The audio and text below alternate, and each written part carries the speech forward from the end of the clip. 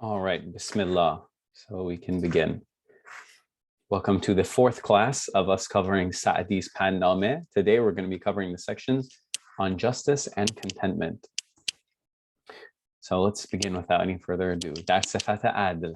On let's say it's kind of like the characteristics of justice, more specifically on justice. All right, so we can begin with a Quran quote as we have them. The Quran and the Quran, Allah says, excuse me, O believers, stand firm for Allah and bear true testimony. Do not let the hatred of a people lead you to injustice. Be just, that is closer to righteousness, and be mindful of Allah. Surely Allah is all aware of what you do. And now we have a second verse. O believers, stand firm for justice as witnesses for Allah. And this is a very important Quran verse, and a lot of times we miss this. Even if it's against yourself, walau ala anfusikum, your parents or your close relatives. And now even today, this is a big deal, but you can imagine back then in the era of the Arabs, you know, they were very tribal and things like that. Everything was based on their tribal identity. This is a very big deal. It was like ground shattering or a shaking. Be they rich or poor, again, another big deal then and even now. Of course, nowadays we know, for those of us, I happen to be in America right now, but this is unfortunately the case in many countries where the amount of justice you get is strongly correlated to how rich you are. So in America, the way it happens to work here, of course, I don't know how it works in every country. The richer you are, the more lawyers you get, the more influence you have, the better chance you have at, getting justice or avoiding being taken to justice. So unfortunately, as a society, we have not heeded this call. Allah is best to ensure their interests. So do not let your desires cause you to deviate from justice. If you distort the testimony or refuse to give it, then know that Allah is certainly all aware of what you do. All right. And now from a different text from Sa'di, not the one that this class is based on, but in the Gulistan, Sa'di has talked quite a bit about justice. He says, یکی از ملوک عرب که به بی‌انصافی منصوب بود مرا گفت. And I've abridged this, by the way. So for those of you familiar, I've cut out some of the extra parts. از آنجا که همت درویشان است و صدق معاملت ایشان، خاطری همراه من کنید که از دشمنی صعب اندیشناکم. گفتمش بر رعیت ضعیف رحمت کن تا از دشمن قوی زحمت نبینی. به بازوان توانا و قوت سر دست خطاست پنجه مسکین ناتوان بشکست. نترسد از آن که بر افتادگان نبخشاید، که گر ز پای درآید کسش نگیرد دست. هر آن که تخم بدی کشت و چشم نیکی داشت، دماغ بیهوده پخت و خیال باطل بست. ز گوش پنبه برون آر و داد خلق بده، وگر تو می ندهی داد روز دادی هست. Now in English, one of the Arab kings who was known for injustice said to me, seeing that dervishes have psychic ability and can affect things, make a thought that will accompany me, for I'm worried by a difficult enemy. And then Sa'di replies, and by the way, the prose of this section, just in case I take without credit, is from Thaxton, but the poetry is my translation. Have mercy on your weak subjects, I said, that you not be bothered by a powerful enemy. To crush them with your strength's a bad offense. Poor weaklings who do not have a defense. If you refuse to help the fallen stand, when you fall, don't think they will take your hand. They have deluded themselves, those who sow their evil seeds, thinking the good would grow. Remove the cotton from your ears, be just, right? Be just. If you are not, a reckoning comes, trust. All right, and now we can begin actually reading from the Pandnāma. So just a little bit of Quran and other Sa'di ranks to just show you how important this is. Of course, we already know that, but just to kind of underline it. چو ایزد تو را این همه کام داد، چرا بر نیاری سرانجام داد؟ Izad, of course, is a Persian word for God. It's not that commonly used. We use Khuda more often, but you can definitely, in these old texts, you can come across this word often. Calm is desire, basically what you're seeking. Saranjam, I believe we covered it last class, is the ending. Or here, it's like the full extent, more particularly. And Dad is justice. So he's saying, because, in so many words, because God has given you basically all of this success, all that all that you desire, why don't you kind of bring justice after all? Or you could interpret it as to its full extent, So God has blessed you, so why don't you be just to the people in response? And here, unlike the last section, Sa'di is not talking to himself or a younger person. Here, it seems, given the context, that he's actually addressing a ruler, right? So he's speaking in first person, And it seems to be, like just contextually speaking, the person that most commonly is probably this is addressed to is a ruler, someone who is actually in a position to give justice. Then he says, چو عدل از پیرایه خسروی چرا عدل را دل نداری قوی. پیرایه is an ornament or a decoration, and khosravi is kingship, and qavi is strong. So khosravi means like pertaining to khosro or kasra, as we say as well.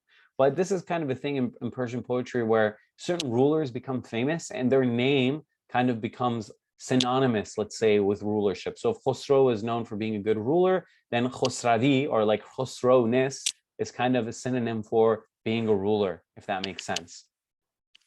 So he says, because justice is the beautification of being a good ruler, then why don't you have kind of justice firmly held in your heart, Why don't you have it qavi, firmly or strongly held in your heart? Why are you unjust?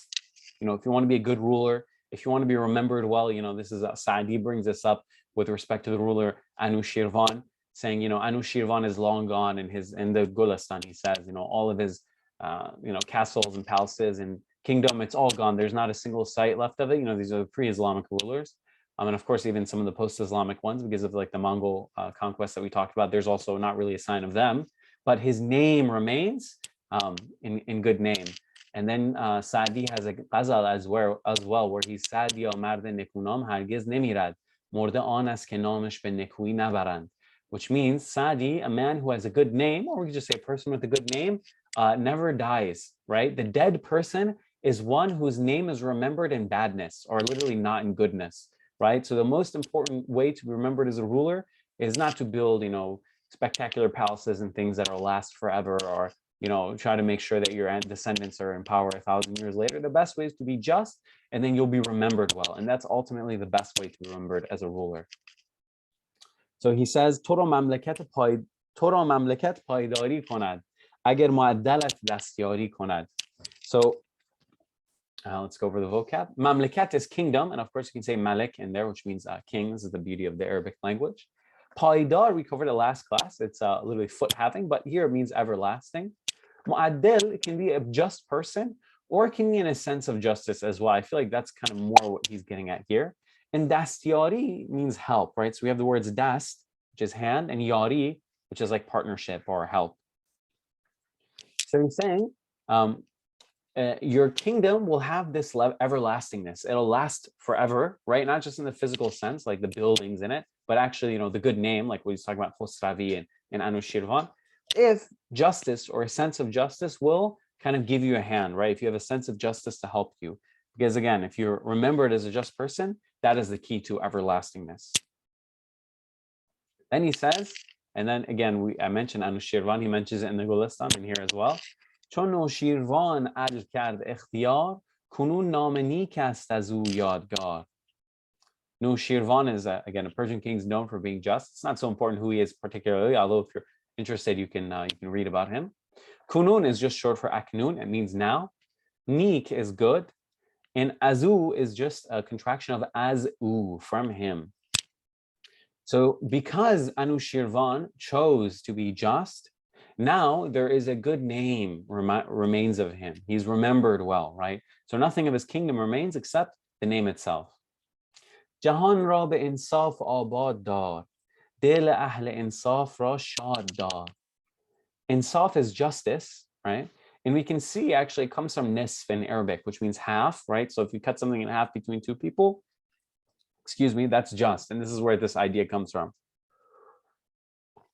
Abad means developed.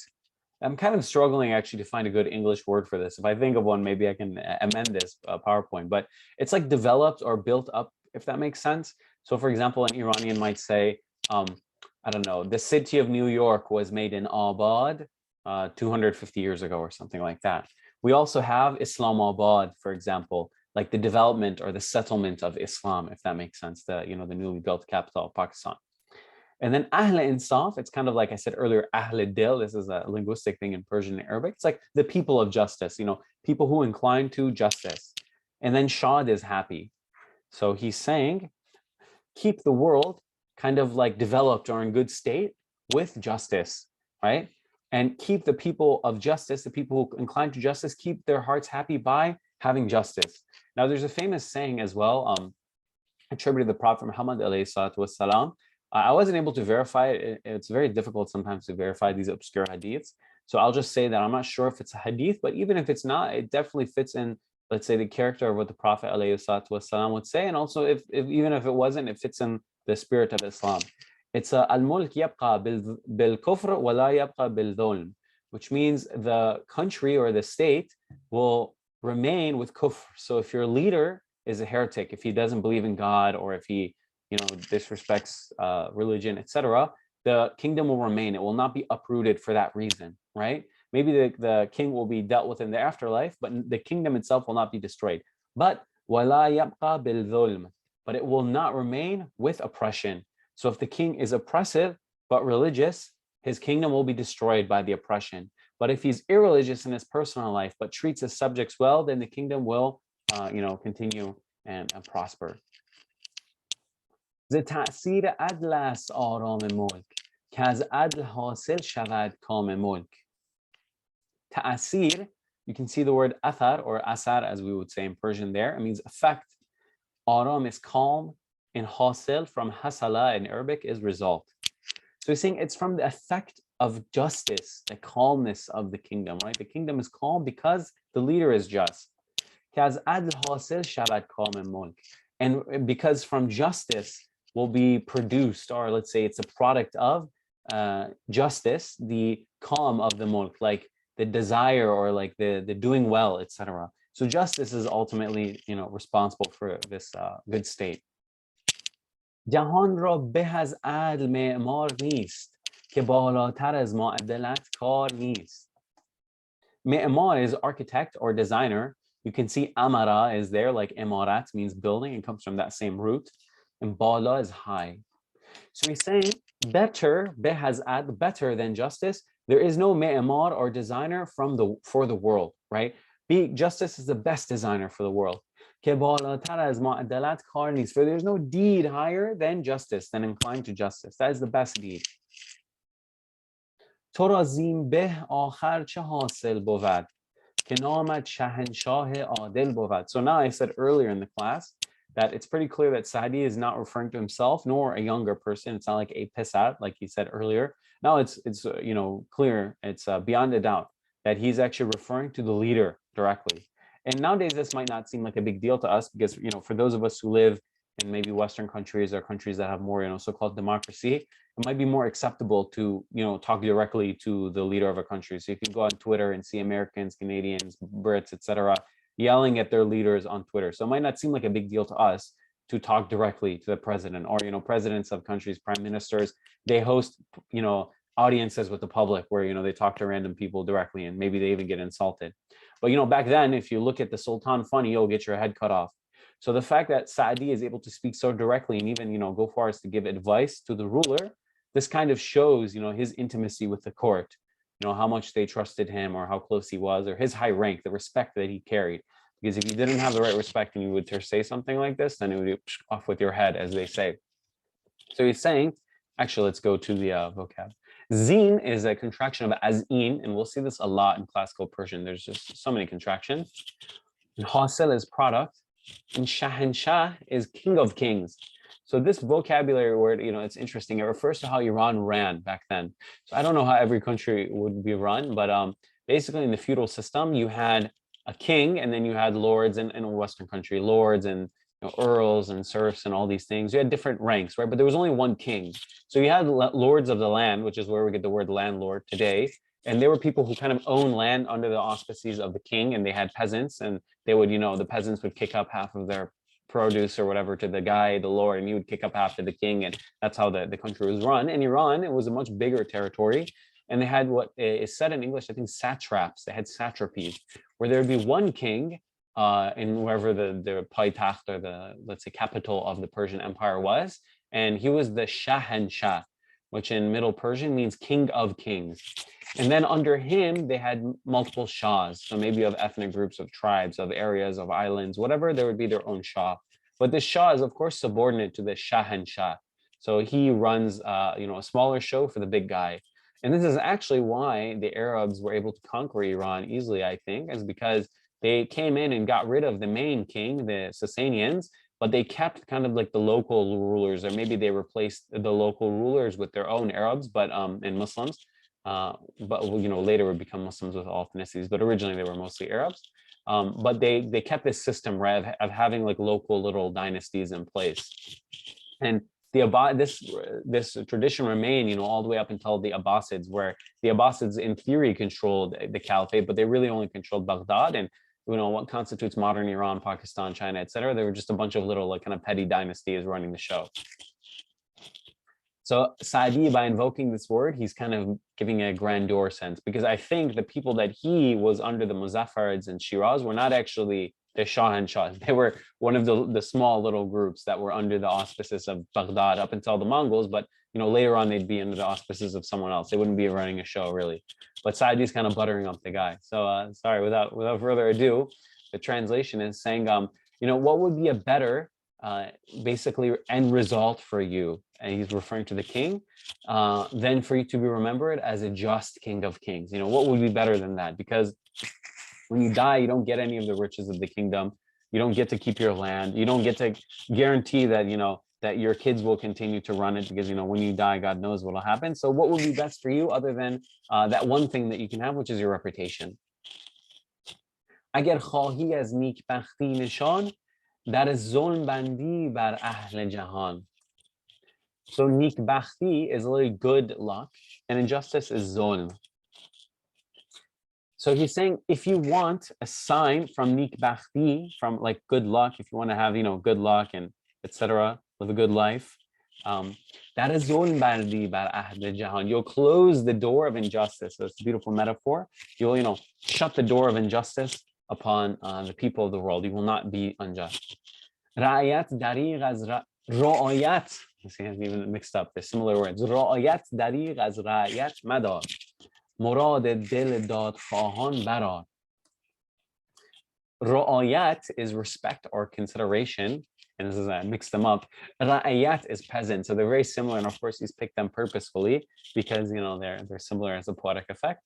Murad is desire, and this is from, like, you can get iradat or irada from here, like yurid, he wants in Arabic, for example. It's all related to this root.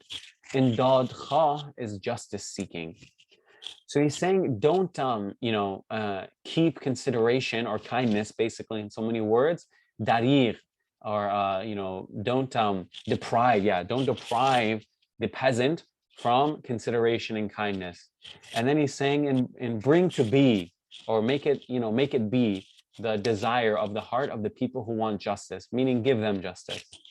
All right, so that was a section, and because just for the interest of time, because I have translated on the spot, I won't read all these translations, but flipping slowly so you can pause later and read if you'd like to.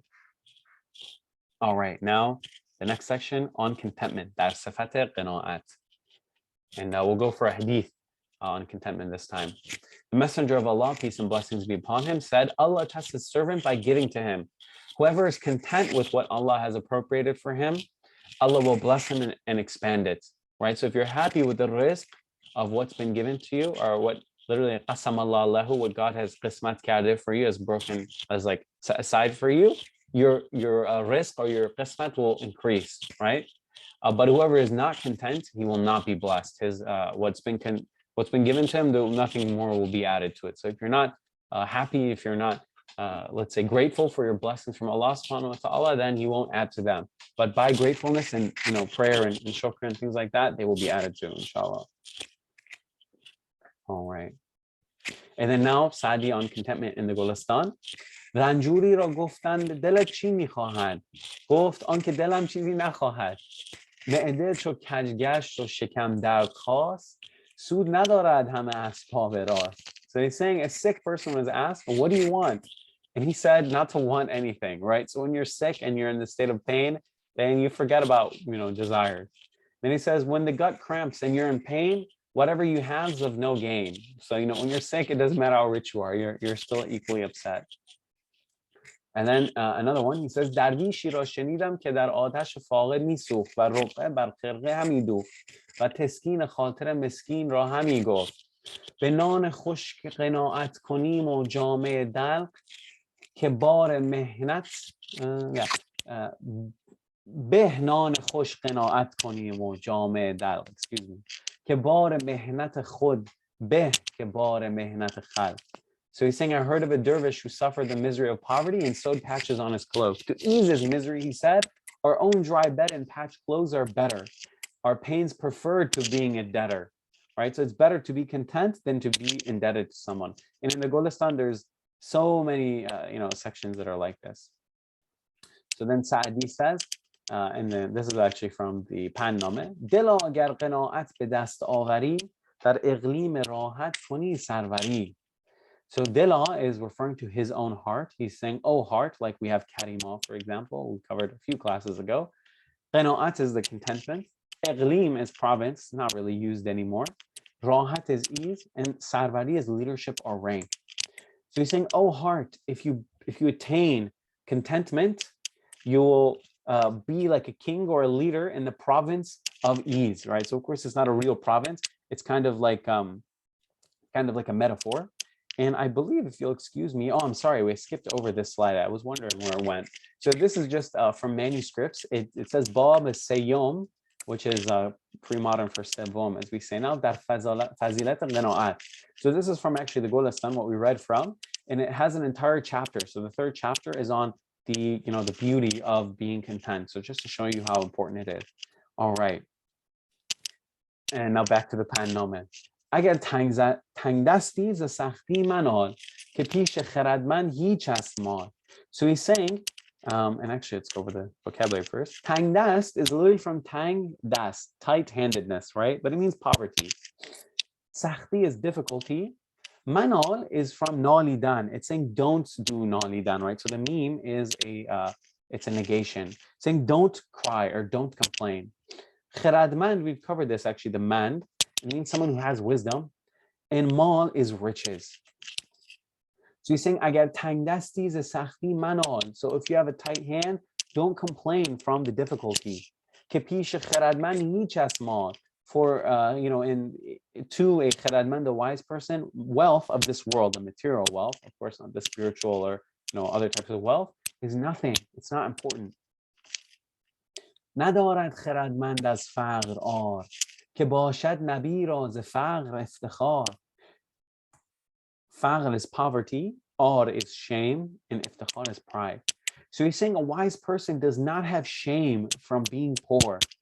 For the Prophet ﷺ, or generally prophets, because many of them live austere lives, they have pride in their faqr, in their poverty. They take iftikhar in it.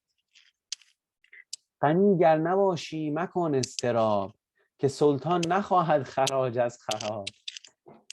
غنی is rich, istirab is anxiety or agitation, kharaj is taxes, and kharab means broken down, but it also means poor. So he's saying, if you're not rich, do not fret or do not worry, for the sultan does not tax the poor. So this is a metaphor. Of course, taxes are not that big a deal. I'm sure back then less of a big deal than now. But the idea is that you won't be bothered if you're not poor. Like they say in English and vernacular, we say more money, more problems. This idea that the more money you have and the sultan taxing you is a metaphor for that concept. The more money you have, the more problems that come with it. And this is just, the sultan taxing is, of course, just one of them.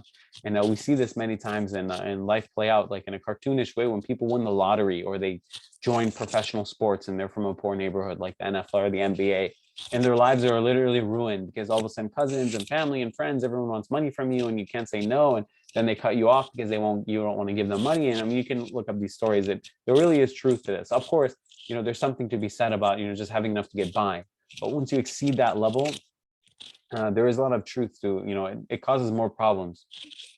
And there was a study done in America based on, of course, very particular circumstances in America, and every country would be slightly different, that showed that once people surpass $75,000 in income, that their happiness kind of plateaus from money. Of course, other things will make you happy, like if you have a good relationship, good spirituality, good health, whatever. Of course, those things will make you happy. But strictly on financial terms, once you have $75,000 a year, like in an average middle class place, you're just going to have a phone, right? So maybe if you get more money, maybe you'll get more phones or phones more often, but you're still going to have a phone. It's kind of the same. You have a nice, secure house. Yeah, maybe you have a bigger house, but like it won't make you much happier. You have enough of a house, you know. You have a car, yeah, you won't have a Ferrari, but you have like enough of a car. You don't have to worry about it. So there's a certain definitely plateau in terms of, you know, how much money will increase your happiness.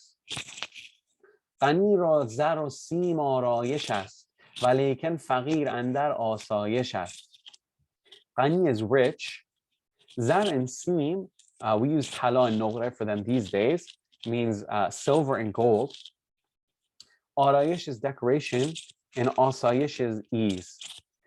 So he says, for the rich, gold and silver are just simply kind of decoration, right? So again, going off of what I was saying, that once you have a certain amount of money, you don't know what to do with it. So of course now, gold and silver are not like money in a literal sense. I mean, maybe in some places, but not in most countries. But back then it was. So he's saying once you pile up enough money, you'll just start to use it as decor, you know? If you don't need to spend your gold, you'll turn it into a necklace. So he's saying once you kind of get a certain amount of money, it kind of becomes meaningless. But he's saying the poor person is truly at peace. They're truly at ease because they don't have to worry about, you know, their assets. And of course, we know that, you know, the wealthy are among the most like stressed out people for this reason. قناعت به هر حال اولاتر است. قناعت کند هر که نیک اختر است. قناعت is contentment again. Hal is state. Ola is preferred or, you know, primary. Neek is good, we've covered that. And akhtar is luck or success. You know, akhtar originally means star, but this kind of goes back to, you know, their view of the world back then, that like this. And then a lot of people, I guess, still do believe in star signs and things like that, although it's kind of contested now. But this is where that idea comes from. So he's saying contentment in all states is better. So whether you're poor or rich, it's better to just be content with what you have, to not want more than that. And whoever is, you know, of good luck or has good fortune, they will be content. زنور قناعت برافروز جان که روشن ز خورشید باشد جهان. So he's saying, and of course we'll go with vocabulary, I'm sorry. Afruz is from afrukhtan, it's a command here. Khorshid is sun, and Roshan is lit up.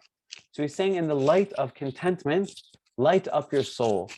For the world is lit up by the sun, right? So the same way that the world is lit up by the sun, light up your soul with contentment.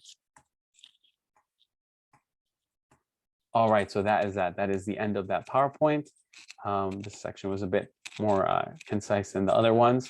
So this was the fourth of the 5 classes of the series. We're almost done with the material. So inshallah, tomorrow we'll wrap up this class, bi'idhnillah ta'ala. And yeah, so today there were these sections. So because there aren't any questions in the chat, without further ado, we can finish today's class, inshallah. So I will see you all tomorrow.